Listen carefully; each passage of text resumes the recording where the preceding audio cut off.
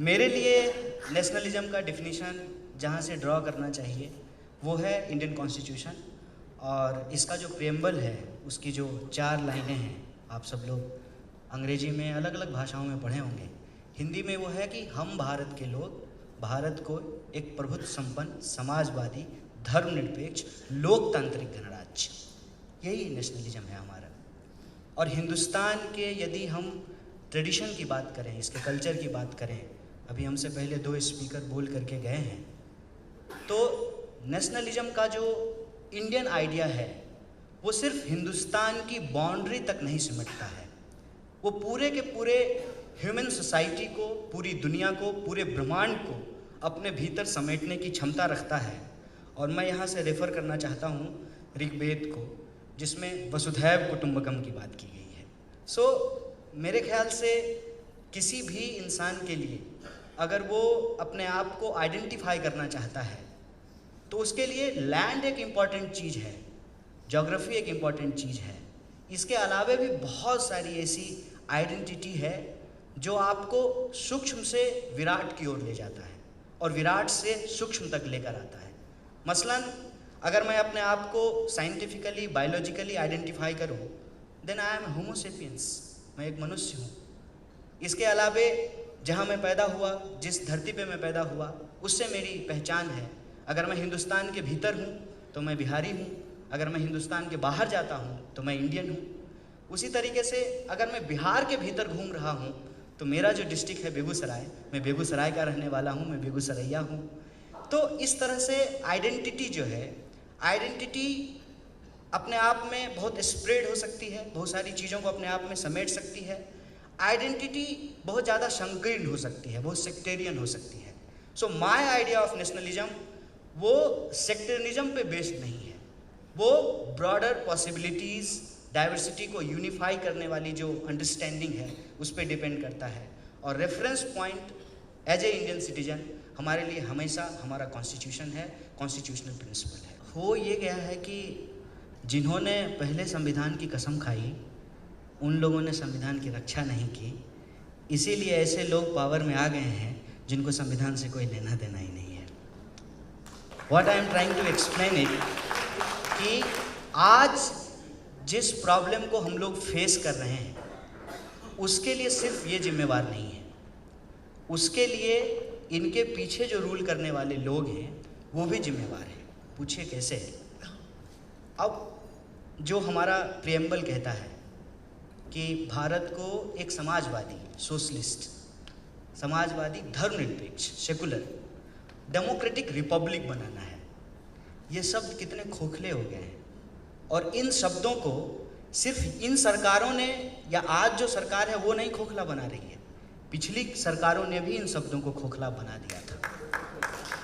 इसीलिए ये जो सिचुएशन आज हम फेस कर रहे हैं कि ज़मीन पूरी तरह से बदल गई है और लोग ये समझ नहीं पा रहे हैं कि क्या रिक्लेम करना है। बार बार आप एक शब्द आजकल घूमता होगा एकेडमिया में, मीडिया में, reclaiming idea of India. Which idea of India? क्या रिक्लेम करना चाहते हैं? फिर से वही रिक्लेम करना चाहते हैं कि करप्शन हो, परिवारवाद चले, लोगों को यह भरोसा दिया जाए कि हम आपके लिए वेलफेयर की पॉलिसी बना रहे हैं, दरअसल टैक्स पेयर्स के पैसे को बर्बाद किया जाए। क्या रिक्लेम करना चाहते हैं? एक्चुअली ये जो क्राइसिस है, ये क्राइसिस एक दिन में नहीं पैदा हुआ है, डिकेड्स लगे हैं इस क्राइसिस को पैदा होने में। और ये किसी भी नेशन स्टेट के साथ होता है। जब हम लोग कॉलोनीज थे, ब्रिटिशर्स की कॉलोनी थे, कॉलोनीज में इसलिए बोल रहा हूँ क्योंकि मैं जब 1947 के पहले का इंडिया देखूँ तो पाकिस्तान और बांग्लादेश भी इंडिया का ही हिस्सा था। तो कॉलोनीज थे हम लोग जब, तो हम ब्रिटिशर्स से लड़ रहे थे। क्लियर कट आइडेंटिफिकेशन था कि कौन हमारे दुश्मन हैं। भगत सिंह के लिए आसान था गोरे लोगों को आइडेंटिफाई कर लेना, लेकिन आज हमारे बीच के लोग ही जब हमको रिकॉलोनाइज कर रहे हैं तो हम कैसे उनको आइडेंटिफाई करें? और यह जो आज़ादी है, ये आज़ादी इतनी सस्ती नहीं है। आपने गली बॉय का रेफरेंस दिया, मुझे बहुत पसंद नहीं है। अच्छा। ये सारी चीज़ें, इसलिए आपको पिक्चर पसंद नहीं है कि जो आपके गाने के साथ हुआ है वहाँ? नहीं, मुझे आज़ादी शब्द सिर्फ फैशन नहीं लगता है। अच्छा अच्छा, हाँ। मेरे लिए आज़ादी एक मायने रखता है। अच्छा अच्छा। आज़ादी हमको यूं ही नहीं मिल गई है। हाँ हाँ हाँ। आज़ादी बड़ी मुश्किल से मिली है। अगर आप औरत हैं तो आप इसको ज़्यादा महसूस कर सकते हैं कि आज़ाद होने का क्या मतलब जी है। जी जी। ये आज़ादी हमको यूं ही नहीं मिली है, लेकिन आज इस आज़ादी को धीरे धीरे लोगों से छीना जा रहा है और हम कह रहे हैं कि आज़ाद देश में इस आइडिया ऑफ फ्रीडम को प्रोटेक्ट करने की ज़रूरत है, तो उल्टे हम लोगों को ही इंटरनेशनल कहा जा रहा है। जी जी जी जी। ये फेस करना पड़ेगा, ये सिचुएशन है, ये टाइम है, इसको हमको फेस करना पड़ेगा। और जो गलतियां पहले के लोगों ने की हैं उन गलतियों को ठीक करते हुए हमको आगे बढ़ना पड़ेगा, क्योंकि मैं बहुत होपलेस इंसान नहीं हूँ। अच्छा। मोहन भागवत का भाषण सुनने से पहले ही मैं ये मानता कि होपलेसनेस की ज़रूरत नहीं है, क्योंकि हिंदुस्तान किसी एक पार्टी के जन्म लेने से पहले से बना हुआ है। मैंने बताइए कोई भी पार्टी, कांग्रेस कब बनी, बीजेपी कब बनी, कम्युनिस्ट पार्टियां कब बनी, हिंदुस्तान उससे पहले बन चुका था। तो एक देश किसी एक पार्टी के एजेंडे के अनुसार नहीं चल सकती है। जब वो पार्टी पावर में है तो उसको लगता है कि वो हर चीज़ को मोल्ड कर देंगे। ऐसा कभी हिटलर को भी लगता था, उससे पहले रावण को भी लगा था। जब भी कोई पावर में होता है तो उसको लगता है कि वो हर चीज़ को मोल्ड कर देंगे, लेकिन पावर कब पाँव के नीचे से खिसक जाती है ये पता नहीं चलता है। अब जैसे कांग्रेस का राज था तो कांग्रेस को कभी लगता था कि वो हार जाएंगे और उनकी ये स्थिति इस देश में हो जाएगी कि लीडर ऑफ ऑपोजिशन वो नहीं बना पाएंगे पार्लियामेंट के भीतर। ऐसा हुआ। आज जो लोग पावर में हैं उनको एज ए सिटीजन हम बस रिमाइंड कराना चाहते हैं कि आप भी वही मत कीजिए जो पिछला रिजीम करती आई है। आप जिन इशूज को लेकर के आए थे उन इशूज का क्या हुआ, और उन इशूज पे क्वेश्चन पूछना, यही मेरा धर्म है, यही मेरा कर्तव्य है भारत का नागरिक होने का, इंडियन सिटीजन होने का। और वो सवाल हम पूछते हैं, लेकिन सवाल पसंद नहीं है लोगों को।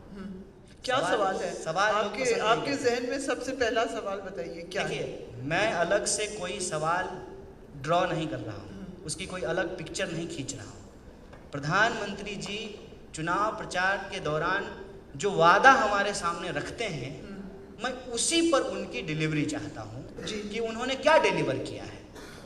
आपको वादे याद होंगे जी, आप बताइए। पिछली बार उन्होंने कहा था जब वो चुनाव लड़ रहे थे, हर साल हम 2 करोड़ रोजगार पैदा करेंगे। आप में से ही हो सकता है कि कोई यहाँ बैठा हो जो इंजीनियरिंग किया हो, लेकिन इंजीनियर के बतौर उसको कोई काम नहीं मिला हो, फिर वो स्टार्टअप ट्राई किया हो और स्टार्टअप जो है जीएसटी की मार खा गई हो, डिमोनेटाइजेशन का मार खा गया हो, अब वो दूसरा चीज़ ट्राई कर रहे हैं। जिंदगी ऐसे नहीं चल सकती है कि हम इंजीनियरिंग कर रहे हैं, अरे अब इंजीनियरिंग में जॉब नहीं है तो चलो एमबीए कर लेते हैं, अब एमबीए में भी काम नहीं मिलता है तो चलो गिटार सीख लेते हैं। जिंदगी ऐसे नहीं चल सकती है। हर कोई अपने लाइफ में एक सेंस ऑफ सिक्योरिटी चाहता है, और वो सेंस ऑफ सिक्योरिटी आज हमारी इकोनॉमी नहीं दे पा रही है। मान लीजिए कि मैं इंजीनियर हुआ, किसी ऑटोमोबाइल कंपनी में मेरी नौकरी लगी, लेकिन जिस तरीके से इकोनॉमिक रिसेशन आया है, मुझे नहीं पता है कि मेरी नौकरी बचेगी कि नहीं बचेगी। अगर मेरी नौकरी नहीं बचेगी तो मैं अपने फ्लैट का ईएमआई कैसे भरूंगा, मैं अपने वॉशिंग मशीन का ईएमआई कैसे भरूंगा, मैं अपने कार का ईएमआई कैसे भरूंगा। ये हम फेस कर रहे हैं। आप मीडिया में हैं जी, मीडिया की हालत आपको पता है। पता नहीं होता है, बड़े से बड़े सीनियर जर्नलिस्ट को नहीं मालूम होता है कि कब मैनेजमेंट कह दे कि चलिए आपकी छुट्टी हो गई, आज से अगले महीने से मत आइएगा। ये जो इनसिक्योरिटी है जी, क्या उसको सिक्योर करना सरकार का काम नहीं है? बिल्कुल। लेकिन सरकार किस बहस को प्रोपगेट कर रही है? हाँ, जैसे यही है, हम इंटरप्रेन्योर बनेंगे, पकौड़ा तलेंगे। तो पकौड़ा तलने वाले से ही पूछ लेते हैं कि क्या आपको जॉब सिक्योरिटी है? ये सवाल हैं, लेकिन इन सवालों पे चर्चा नहीं हो रही है। चर्चा क्या हो रहा है? आपने भी वहीं से बात मैं आपसे हाँ, आपने भी बात वहीं से शुरू की, टुकड़े टुकड़े टुकड़े टुकड़े गैंग। बताइए क्या मतलब है इन शब्दों का? Very simple question. आप मुझे टुकड़ा टुकड़ा गैंग कह करके अफजल गैंग कह करके, आज़ादी गैंग कह करके, हमसे आप कितना भी नफरत कर लीजिए, आपका सिर्फ और सिर्फ ब्लड प्रेशर बढ़ेगा, आपके जीवन की समस्याएं नहीं समाप्त होने वाली हैं। इसीलिए मेरा ये कहना है कि this is the diversionary tactics. Britishers ने हमारे साथ एक खेल खेला था। लेनिन ने क्या किया, स्टालिन ने क्या किया, माओ ने क्या किया और मार्क्स ने क्या किया, मैं उसके लिए जिम्मेवार नहीं हूँ। मैं इस बात के लिए जिम्मेवार हूँ कि मैं इस देश के लोगों के टैक्स के पैसे पे पढ़ा हूँ। इस देश के लोगों के जो वाजिब सवाल हैं उनको उठाना, उनके लिए लड़ना मेरे लिए लेफ्ट होने का यही मतलब है। पाए हम कह रहे हैं कि क्यों मामले को फंसा रहे हैं। गृह मंत्री 370 हटा सकते हैं तो कन्हैया कुमार पर मुकदमा चलाने का आदेश नहीं दे सकते हैं? अगर हम उनके नज़र में कश्मीर के अलगाववादियों के पक्ष में हैं उनके अनुसार, तो वो क्या हमारे ऊपर मुकदमा चलाने का आदेश नहीं दे सकते हैं? ये एक कंप्लीट पॉलिटिकल प्रोपेगेंडा है और वही प्रोपेगेंडा बेगूसराय तक पहुंचा कि पूरे देश में क्या हो रहा है इस पे चर्चा नहीं हो। किस पे चर्चा हो? बेगूसराय में क्या हो रहा है। ऐसे ही चैनल दिखा रहा था, ऐसे नहीं दिखा रहा था। उसको कहा था कि इसको दिखाओ, लेकिन मैं उनको एक बात कह देना चाहता हूँ, आप पार्लियामेंट में चले गए हैं, आप पार्लियामेंट जीत लिए हैं, देश के लोगों के साथ अभी भी वही समस्याएं हैं जिसको लेकर के हम लोग लड़ रहे थे। पार्लियामेंट आपका, संसद आपकी, हाँ। सड़क आज भी हमारी है। लोगों के हक और अधिकार के लिए अपनी लड़ाई को हम जारी रखेंगे। मैं खुद चाहता हूँ कि जल्दी से ये परमिशन दे दिया जाए। तय कर लें वो लोग कि कौन देंगे, दिल्ली की सरकार देगी या केंद्र सरकार देगी। दिल्ली पुलिस वैसे भी अमित शाह के अंडर में है। अमित शाह को अचानक से हमसे प्यार तो हो नहीं गया है, इलू इलू तो मेरे लिए गा नहीं रहे हैं, तो वही दे दें परमिशन है। और वो जो है केस चले, क्योंकि मुझे उसका रियलिटी मालूम है, अच्छे से मुझे मालूम है। मैं खुद चाहता हूँ कि ये जो रोज़ रात को 9 बजे बैठ करके टीवी एंकर हाथ में माइक लेकर के देश में फैसला सुनाते हैं, वो फैसला ना सुनाया जाए। इस देश की अदालत फैसला सुनाए, उसके बाद जो है उन एंकरों को हम अदालत लेकर के चलेंगे साहब, जरा कोर्ट घूम करके आते हैं। हम भी इंतजार कर रहे हैं इस बात का। हो सकता है कि मेरी बातचीत में किसी का मजाक उड़ जाता हो, लेकिन मेरा इंटेंशन बिल्कुल भी नहीं होता। जब मैं कहता हूं कि I believe in democracy, I believe in constitution, so I believe in election also. Arvind Kejriwal हों या माननीय नरेंद्र मोदी जी हों, दोनों इलेक्टेड, एक प्रधानमंत्री हैं, एक मुख्यमंत्री हैं। तो अगर हमको डेमोक्रेसी में भरोसा है तो मैं उनको सम्मान करता हूं, उनको अपमानित करने का मेरा कोई इंटेंशन नहीं। देखिए, बोलने में क्या है, बोलने के लिए बस एक चीज़ का ध्यान रखना है कि आप वही बोलिए जो आप करते हैं। लाइक कि मैं खूब गरीबी करूं और शर्ट पे जो है लगे कि 15,000 का शर्ट है, तो सामने वाले लोग इतने बेवकूफ़ नहीं हैं। तो आप कोशिश कीजिए कि आप सच बोलिए। और सच के संबंध में बुद्ध की एक बहुत अच्छी बात है, आज ही मुझे पता चला, लॉबी में मैं एक आदमी से बात कर रहा था, उन्होंने बताया बुद्ध ने कहा है कि सत्य वो नहीं है जो आप बोलते हैं, सत्य वो है जो आप करते हैं। तो मैं कोशिश करता हूँ कि आप वही प्रैक्टिस कीजिए जो आप प्रीच करते हैं। तो जो मेरे मन में होता है वो हम बोल देते हैं। और डर हमको इसलिए नहीं है कि हम कौन सा चंद्रगुप्त मौर्य के वंशज हैं कि हमारा कौन सा एम्पायर चला जाएगा। ऐसे ही रगड़ करके ज़िंदगी जिए हैं, रगड़ करके PhD किए हैं, रगड़ करके अपनी ज़िंदगी जी लेंगे। इसीलिए मुझे फर्क नहीं पड़ता। ओके, माय क्वेश्चन इज, अगर आपको एक दिन का प्रधानमंत्री बनाया जाता, आपको अगर एक दिन का प्रधानमंत्री बनाया जाता तो आप क्या करते? आप मुझे अनिल कपूर टाइप का फील करा रहे हैं, एक दिन के लिए मुख्यमंत्री बने। देखिए, मैं एक बात बोलूं, मुझे भी अगर प्रधानमंत्री बना दिया जाए ना एक दिन के लिए, तो मैं शायद मोदी जी से खराब परफॉर्मेंस करूं। मैं ये ईमानदारी से स्वीकार करता हूं। मुझे ये नहीं है कि मैं अपने आप को हीरो साबित करूं, लेकिन मेरा ये कहना है कि कोशिश तो कर सकते हैं ना उस जगह पे जा कर के। मसलन मोदी जी जब कहते हैं कि मैं गरीब का बेटा हूँ, मुझसे ज़्यादा कोई नहीं उनसे कनेक्ट कर सकता है। मैं बहुत कनेक्ट करता हूँ, लेकिन मैं ये सोचता हूँ कि अगर आप गरीब का बेटा हैं तो आप इस देश के पब्लिक फंडेड एजुकेशन सिस्टम को बर्बाद क्यों कर रहे हैं? मेरा सिंपल एक सवाल है। तो आप पब्लिक फंडेड एजुकेशन को बचाइए ना जहाँ गरीब का बच्चा पढ़ता है। आप पब्लिक फंडेड अस्पताल को बचाइए ना जहाँ गरीबों का इलाज होता है। आप सब लोग अभी देखिए, नया मोटर व्हीकल एक्ट आया है, इतना फाइन भर रहे हैं, दीजिए फाइन। आपको लगता है कि देश की सेवा के लिए फाइन दे रहे हैं, दीजिए। लेकिन ये सवाल भी तो पूछिए कि अच्छी सड़क क्यों नहीं बन रही है, ये सवाल भी तो हो। मुझे अगर मौका मिले इस देश में शासन प्रशासन को चलाने का, तो मैं बार बार कहता हूँ, कॉन्स्टिट्यूशन सर मैं फिर रेफर कर रहा हूँ, जो स्टेट डायरेक्टिव्स है ना उसको आप पढ़िए। क्या कहता है? कहता है कि एजुकेशन पे ध्यान दीजिए, शिक्षा से देश महान होता है, शिक्षा को ठीक करने का प्रयास करेंगे, स्वास्थ्य सिस्टम को ठीक करने का प्रयास करेंगे, अपनी जो इकोनॉमी है उसको अपने ट्रेडिशन, अपनी हिस्ट्री, अपने कल्चर के हिसाब से डेवलप करके यहाँ के लोगों के लिए नए रोजगार का सृजन करने का प्रयास करेंगे। और देश कोई भी भाषण देने से और छाती नपवाने से देश महान होता है, कि देश जो है देश के लोगों के विकास से और देश के लोगों की उन्नति से देश महान होता है। हम ये करने का प्रयास करेंगे। कन्हैया जी, हम आज आपको कन्हैया जी बोल रहे हैं, और हम भी ने आपको अभी बैठ के बोला था कि अगर हमारे नाम नहीं बताना चाहते थे। नहीं, हमने आपको बोला था कि अगर हमारे हाथ में गन होती उस दिन जब हम दिल्ली में थे और हमने ये सुना था आपकी आवाज़ में, हम आपको शूट कर देते। कोई नहीं, गोली हमने आपको बोला था, गांधी बनते हैं। पर आज I am proud of you and I want to ask you one question. आपकी माँ ने क्या खा के आपको जन्मा था? मैं खैर That's a thank difficult you. question. कई बार गांधी बनने के लिए गोली खानी पड़ती है। कन्हैया, मेरा एक सवाल है, आप गिरिराज से कैसे हारे? Sir I want to see you as the next PM of this country. It's too much, it's a heavy burden sir. Sir इसमें सिंपल ये है कि कभी कभी आपको ऐसा होता है कि कॉल आता हो फ़ोन पे कि लोन लीजिएगा, नहीं चाहिए लोन, यार रखो फ़ोन। तो अभी हम लोगों की स्थिति ये है सर कि हम लोग घूम घूम करके कह रहे हैं, तो लोग मुंह पे दरवाज़ा बंद करके कहते हैं कि नहीं चाहिए तुम्हारा पैकेज। तो अभी जो सरकार पैकेज दे रही है और उनके जो मीडिया चैनल्स हैं उसको जिस खूबसूरत तरीके से लोगों के सामने रखा जाता है, उसका सर उसका प्रचार देखे हैं? रेजर का जब प्रचार होता है उसमें क्या होता है कि जिलेट से ऐसे करके आप दाढ़ी बनाएंगे तो 3-4 सुंदर सी लड़की आगे पीछे चलने लगेगी, अच्छा लगता है। हाँ, अच्छा ऐड होता है। डीओ का प्रचार भी वैसे ही होता है। और जो है आती हैं हमारी आपके ज़माने की बहुत अच्छी एक्ट्रेस थी हेमा मालिनी, और कहती हैं कि कैंट देता है शुद्ध पानी। अब हेमा मालिनी कह रही हैं तो ठीक ही कह रही होंगी, क्योंकि वो हमको अच्छी लगती हैं, हैं?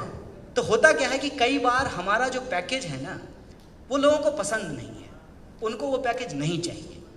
और बेगूसराय के लोगों को भी हमारा पैकेज नहीं चाहिए।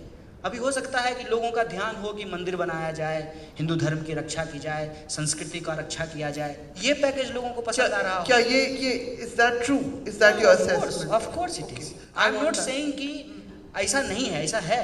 तो इसलिए लोगों को लगता है कि स्कूल बनाने का बात, अस्पताल बनाने का बात, सड़क बनाने का बात, अरे फॉरेस्ट को बचाने का बात, ये सब चीज़ लोगों को नहीं पसंद है। लेकिन मैं ये कहता हूँ कि अगर हमारी बात सत्य है, अगर किसी भी मनुष्य का जीवन रोटी, कपड़ा, मकान, शिक्षा, स्वास्थ्य, पर्यावरण और सेल्फ रिस्पेक्ट, सबको सेल्फ रिस्पेक्ट चाहिए, इससे बहुत देर तक बियॉन्ड नहीं जा सकता है। घूम फिर करके लोगों को इस पर आना पड़ेगा।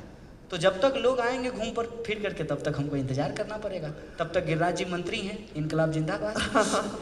ये आप लोगों के साथ क्या हो रहा है, इस कॉन्स्पिरेसी को समझ लीजिए। सेशन की शुरुआत हुई है सुजात साहब से और ख़त्म होगा जो है एक जो है कर्कश आवाज़ से। तो ये this is like kind of bad dream. So I am not going to sing because I don't have confidence. We already sung good songs, beautiful songs. Protest वाला गाइए ना कन्हैया, प्रोटेस्ट की आवाज सुनाइए बस। ये प्रोटेस्ट नहीं है ना, लोग अच्छा तो ताज़ा तो हो जाए। हर माहौल का एक मूड होता है। अच्छा, बस मुझे एक कविता बहुत पसंद है। हाँ, वो सुनाइए। और जेल के बारे में थोड़ी सी बात करके मैं वो कविता सुना करके मैं अपनी बात खत्म कर दूंगा। जेल के बारे में कुछ अच्छी चीज़ भी, तमाम बुरी चीज़ों के अलावे कुछ अच्छी चीज़ों के बारे में भी लोगों को जानना चाहिए। सबसे अच्छी चीज़ क्या है कि जेल में जाकर के आपको छोटी छोटी चीज़ों का महत्व पता चलेगा, जैसे नेल कटर का। क्योंकि हर वो छोटी चीज़ जिससे किसी इंसान की हत्या की जा सकती हो, उसको वो प्रतिबंधित होता है, वो प्रोहिबिटेड होता है, वो आपको इजीली आप उसको एक्सेस नहीं कर सकते हैं। कैंची का, जिससे आप अपने नाक का बाल काटते हैं, ये छोटी छोटी चीज़। तो मुझे एक चीज़ पता चला कि अगर आप जेल नहीं जाते तो जीवन में ना छोटी छोटी चीज़ों का महत्व आप नहीं समझ पाते हैं। जैसे फ़ोन है आप सबके हाथ में, लेकिन आपको पता है हम लोग आज सबसे कम कम्युनिकेशन करते हैं उनसे जिनसे हम मोहब्बत करते हैं। परिवार से, दोस्त से कम कम्युनिकेशन करते हैं। 5000 दोस्त होंगे फेसबुक पे, रियल ज़िंदगी में 15 भी मेंटेन करके नहीं रख पाते हैं। तो आपको कम्युनिकेशन का महत्व पता चलेगा। मन कर रहा है माँ से बात करने का, लेकिन बात करने का कोई उपाय नहीं है। वो छोटी छोटी चीज़ें पता चलती हैं। इसके अलावे 24 घंटा जो है वो बहुत बड़ा समय है। ये ऐसे नहीं पता चलता होगा, लेकिन जेल में जो ये 24 घंटा होता है उसको बिताते हुए आपको पता चलेगा कि 24 घंटा बहुत ज़्यादा होता है। इस 24 घंटे में बहुत कुछ किया जा सकता है, लेकिन जेल से बाहर जो सामान्य जीवन है उसमें ये नहीं पता चलता है। एक और इंटरेस्टिंग चीज़, मुझे जेल से बाहर आने के बाद भी यही महसूस होता है कि मैं आज भी जेल में हूँ। फ़र्क यही है कि बाउंड्री नहीं पता चल रहा है। जेल की दीवारें दिखती हैं, समाज को जिस तरीके से जेल बनाया गया है इसकी दीवारें नज़र नहीं आती हैं। कभी आप जो मर्द हैं वो औरत होने को, औरतपन को एक बार महसूस कीजिएगा कि आपको तो जब भी मन किया, हैदराबाद तो वैसी सिटी नहीं है लेकिन मैं दिल्ली में रहता हूँ, कभी आपको मन किया तो आप निकल लिए रोड पे, तो ज़्यादा से ज़्यादा आपको इस बात का डर होगा कि कोई मेरा मोबाइल छीन लेगा, कोई मेरा पर्स छीन लेगा। ये डर नहीं होगा कि कोई मेरे साथ बलात्कार कर लेगा। ये जो पीड़ा होती है, इस पीड़ा को जब आप समझने लगेंगे तो आपको पता चलेगा कि यह समाज भी एक तरीके से खुला जेल है बहुत सारे लोगों के लिए। खाना है, खाना रखा हुआ है, सजा हुआ है शीशे के भीतर, आपको भूख लगी हुई है, लेकिन आपकी पर्स आपको इजाज़त नहीं दे रहा है तो आप खा नहीं सकते हैं। दीवारें हैं, दिखती नहीं हैं। ये एक चीज़ मुझे बाहर आकर के पता चला। इसीलिए जेल का जो टाइम था उसमें मैं कोशिश करता था कि इसको खूब मज़ेदार तरीके से जिया जाए। तो क्या क्या कर सकते हैं? कभी पढ़ सकते हैं, लिख सकते हैं, गा सकते हैं। तो उस दौरान मैं एक कविता अक्सर गाता था। ये रचना यश मालवीय की रचना है और यश मालवीय की ये रचना मैं अक्सर गुनगुनाता था। रचना कुछ इस तरह से है। तबे पैरों से उजाला आ रहा है, फिर कथाओं को खंगाला जा रहा है। अस्थगित है गति समय का रथ रुका है, कह रहा मन बहुत नाटक हो चुका है। दृष्टि में है रोशनी की एक चलनी और गाढ़ा धुआं चाला जा रहा है। जो नशे में धुत हैं उनकी कहें क्या, जो नशे में धुत हैं उनकी कहें क्या। होश वालों को संभाला जा रहा है। ये गाना मैं अक्सर गाता था। बहुत बहुत शुक्रिया, thank you. Subscribe to our YouTube channel and press the bell icon to get the latest updates.